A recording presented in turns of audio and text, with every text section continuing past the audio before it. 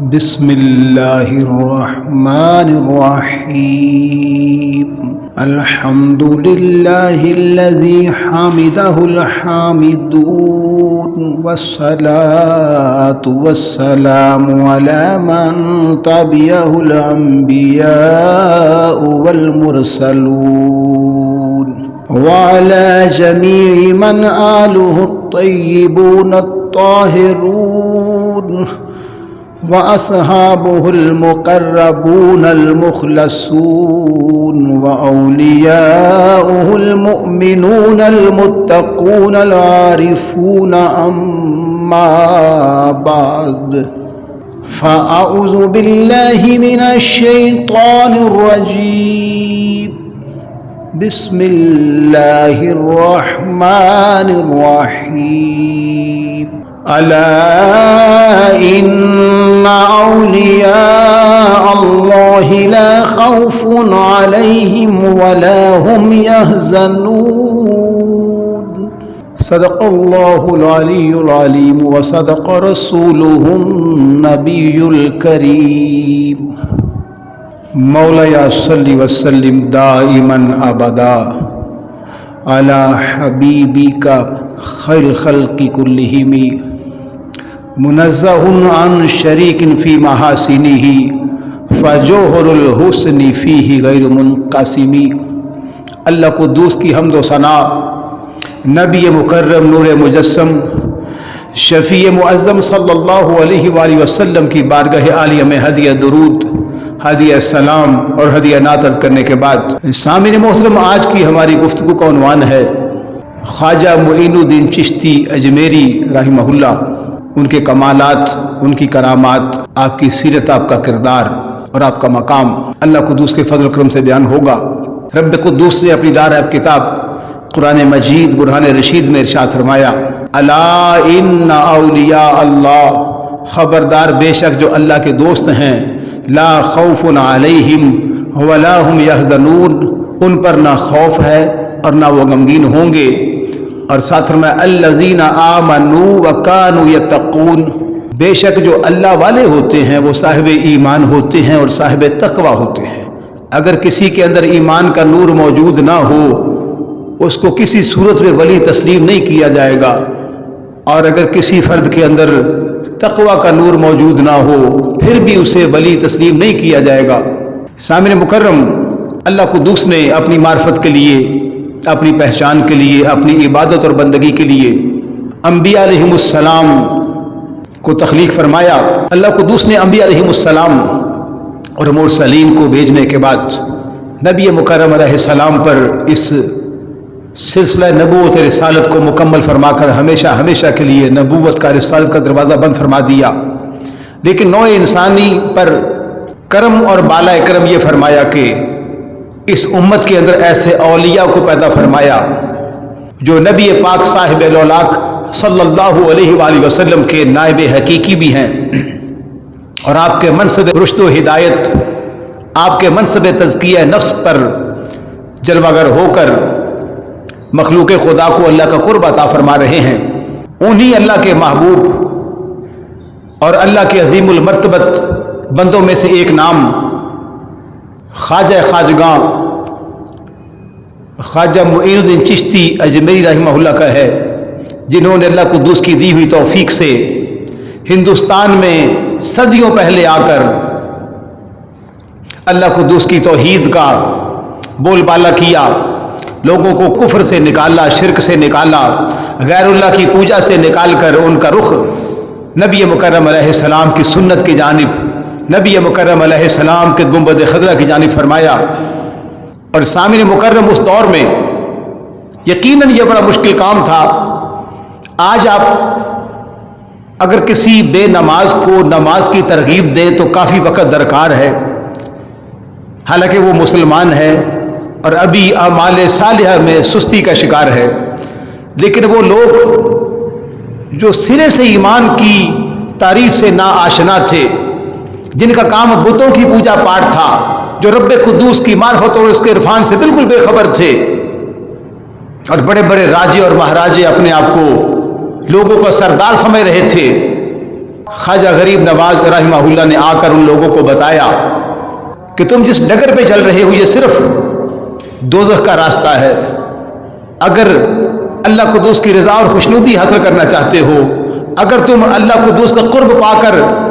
दुनिया से चले जाने के बाद कब्र में सुरखरू होना चाहते हो, मैदान महशर में इज्जत चाहते हो और फिर जन्नत में अल्लाह कुद्दूस का दीदार और नबी करीम अलैहिस्सलाम के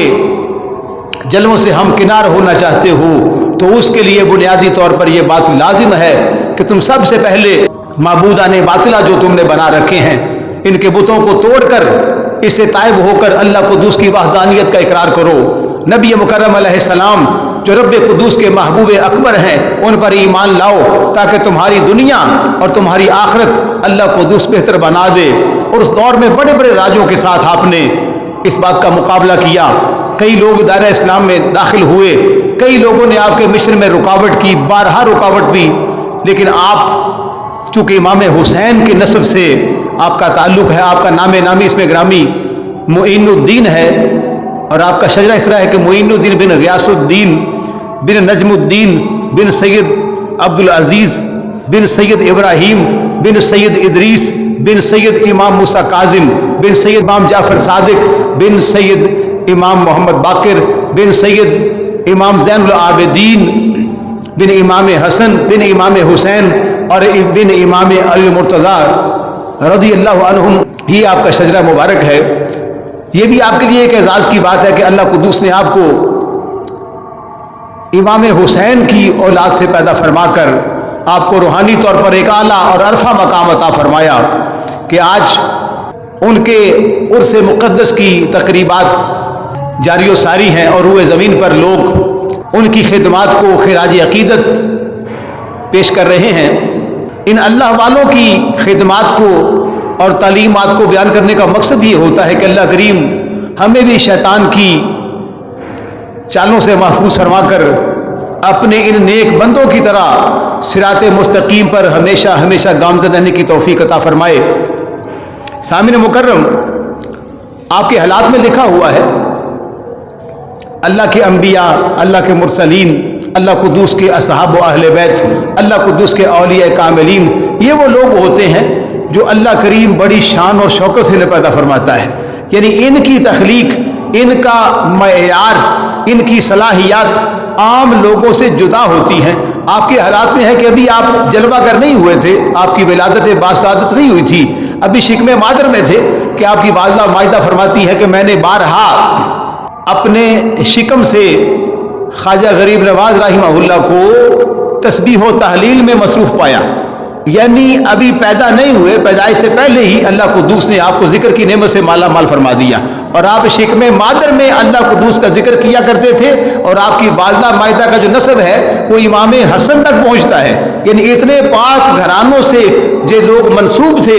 और उनके बड़े जो सारी जिंदगी शब बेदार रहे, सारा साल रोजे रखते रहे, जिंदगी पर उन्होंने अपनी जो जिंदगी थी अल्लाह कुद्दूस के अहकामात नबी मुकर्रम अलैहिस्सलाम के फरामीन के मुताबिक गुजारी। अल्लाह कुद्दूस ने उनको फिर ऐसे ऐसे शहजादे अता फरमाए जो इस उम्मत में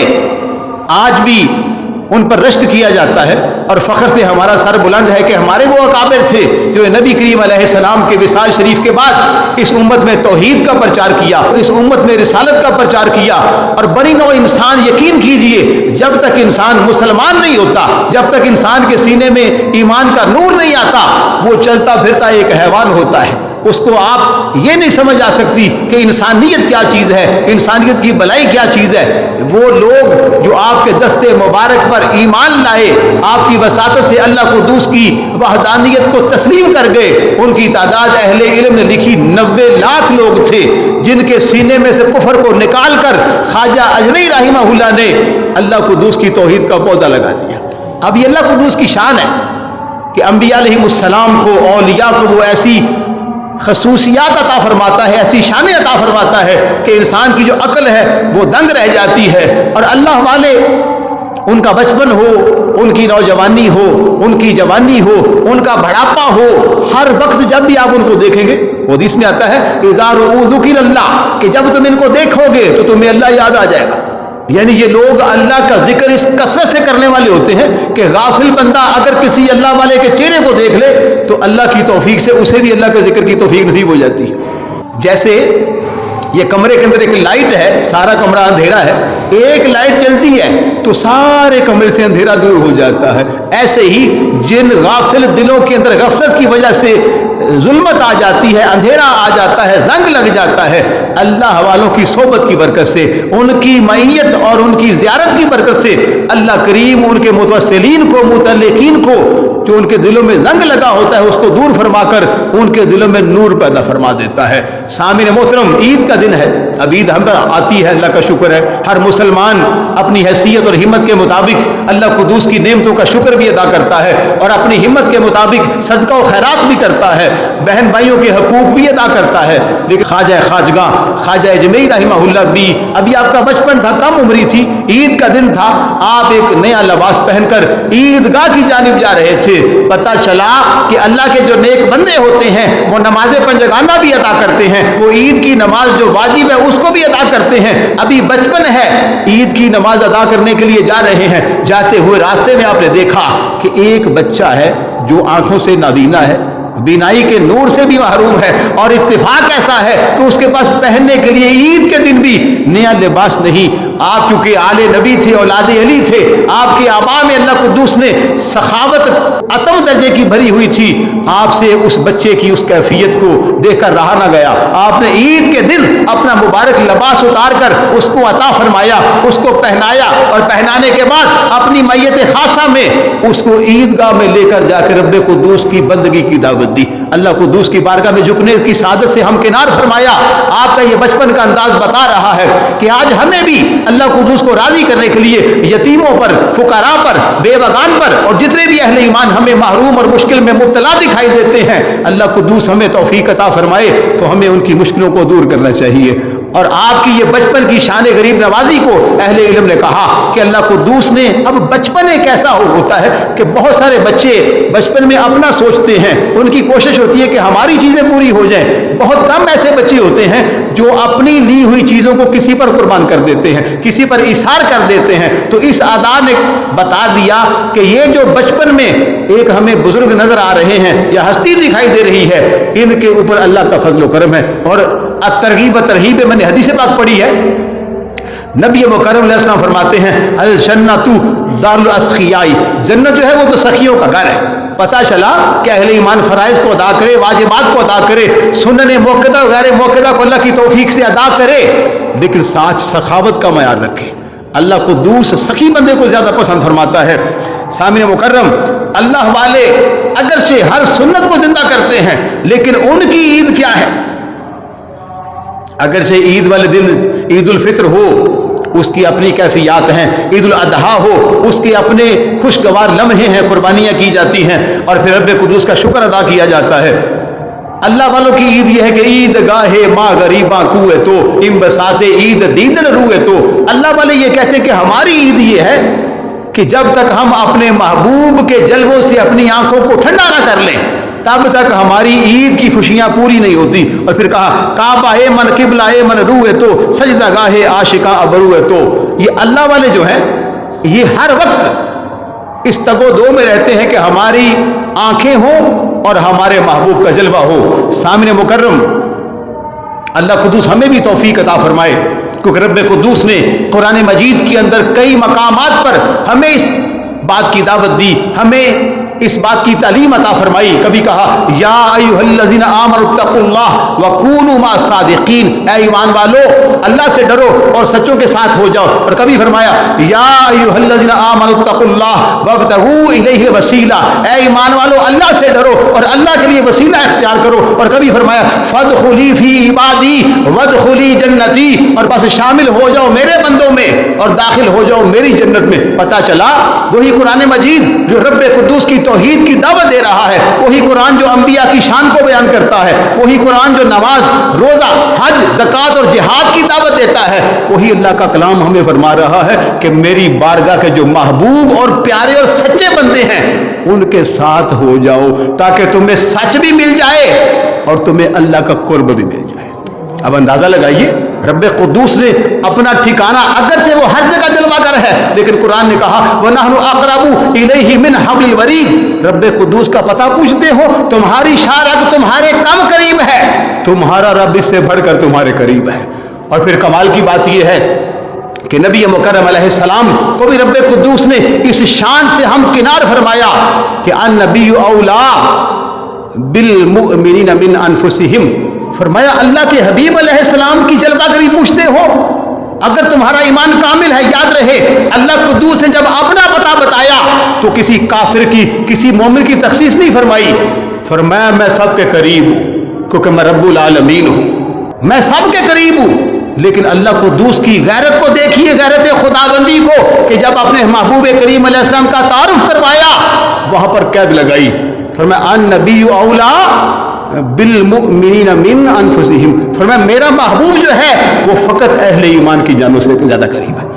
پتہ چلا کہ جو مسلمان نبی مکرم علیہ السلام کا قرب حاصل کرنا چاہتا ہے اسے اپنے ایمان کو کامل کرنا پڑے گا، اسے اپنے ایمان کو اکمل کرنا پڑے گا۔ اور یاد رہے اللہ قدوس کی جلوہ گری شارک سے بھی زیادہ قریب ہے، نبی علیہ السلام کی جلوہ گری اہل ایمان کی جانوں سے بڑھ کر ان کے قریب ہے۔ کوئی ایسا مرد کلندر بھی تو ہونا چاہیے نا جو ہمیں اس بات کی معرفت اور عرفان عطا کرے کہ اللہ قدوس اگر اقرب ہے تو کیسے ہے، نبی علیہ السلام اگر اولا ہے تو کیسے ہیں۔ اس کے لیے رب قدوس نے فرمایا وَكُونُوا مَعَ الصَّادِقِينَ، اور سچوں کے ساتھ ہو جاؤ۔ اور آپ اللہ والے جب آپ کو ذکر بتاتے ہیں، ذکر کی تلقین کرتے ہیں، اس کے ساتھ آپ کے باطن میں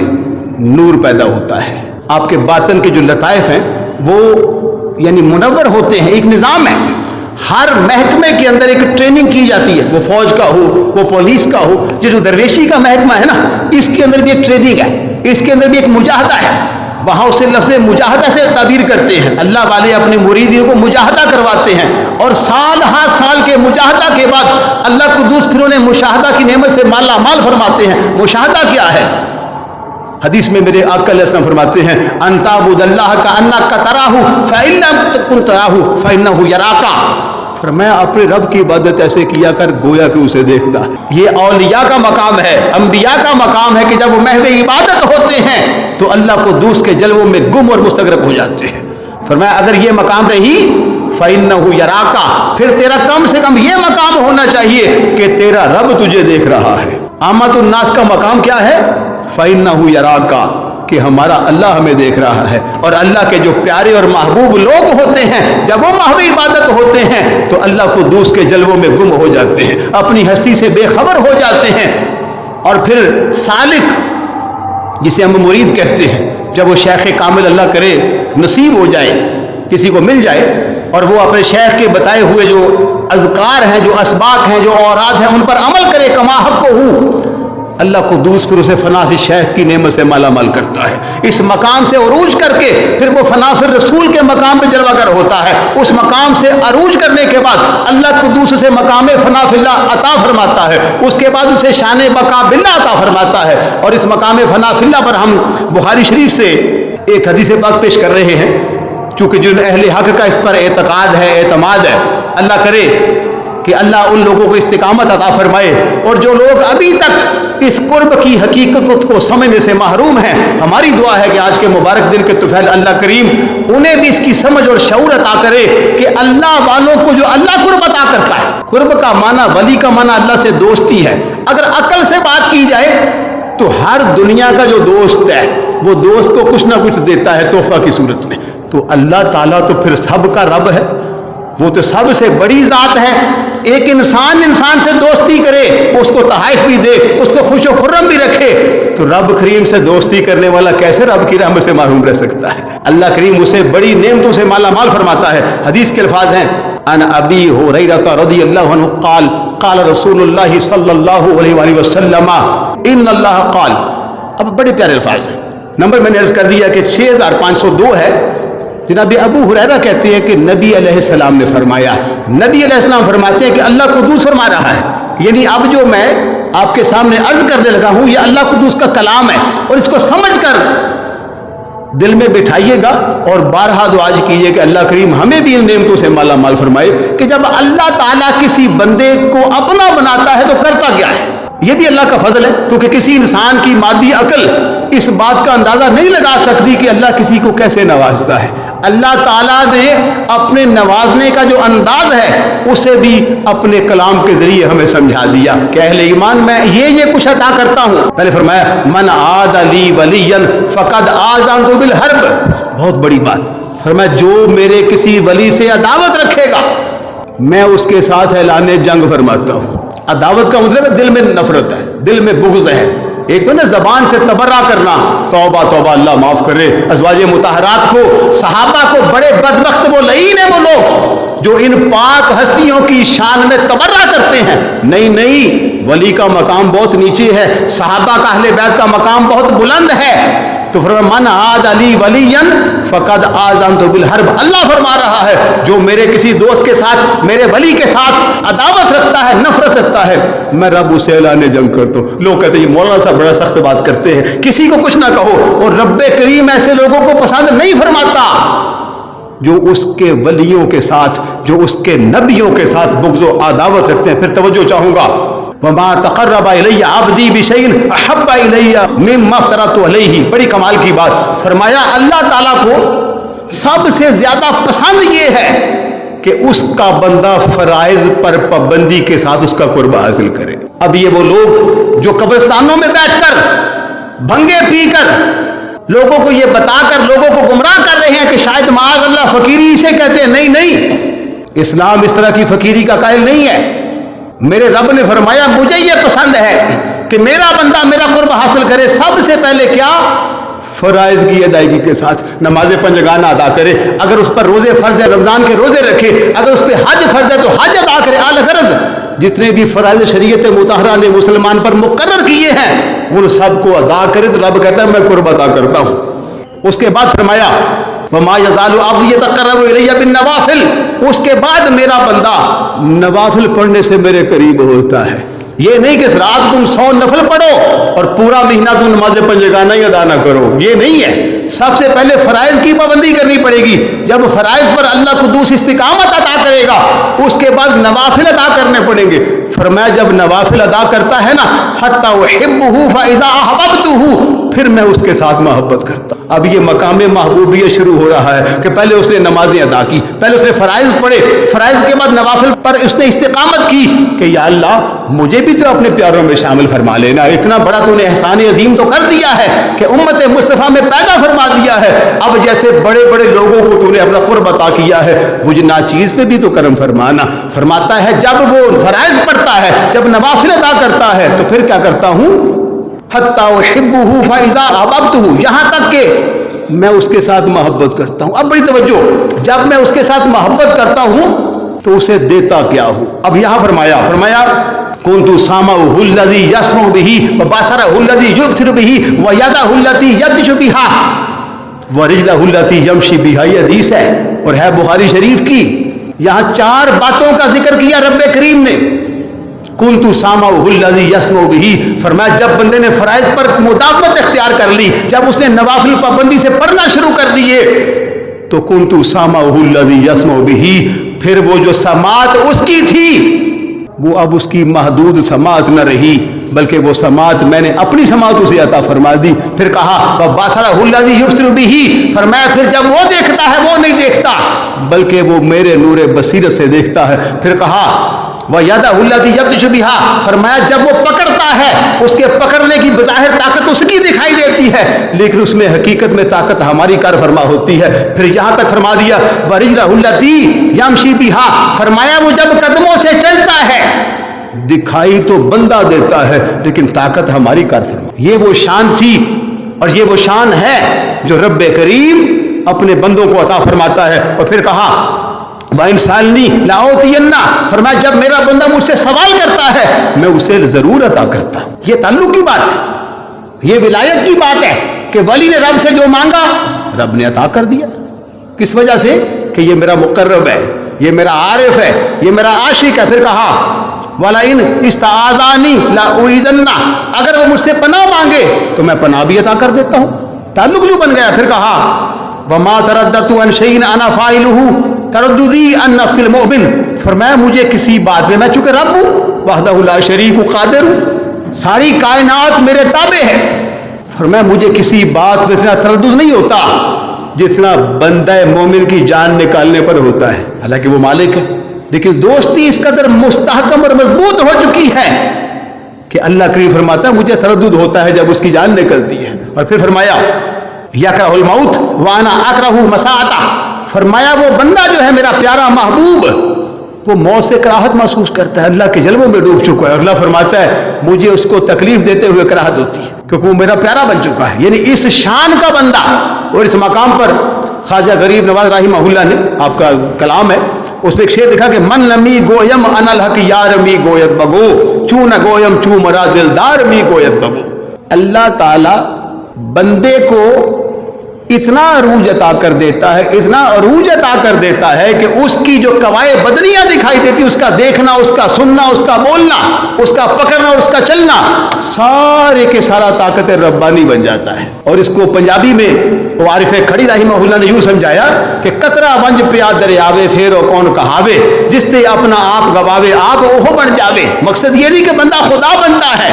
مقصد یہ ہے کہ بندہ خدا کے جلووں میں فنا ہو جاتا ہے، کیونکہ خدا کی ذات وحدہ لا شریک ہے، خدا کے علاوہ کوئی شان خدائی سے ہمکنار نہیں ہو سکتا، لیکن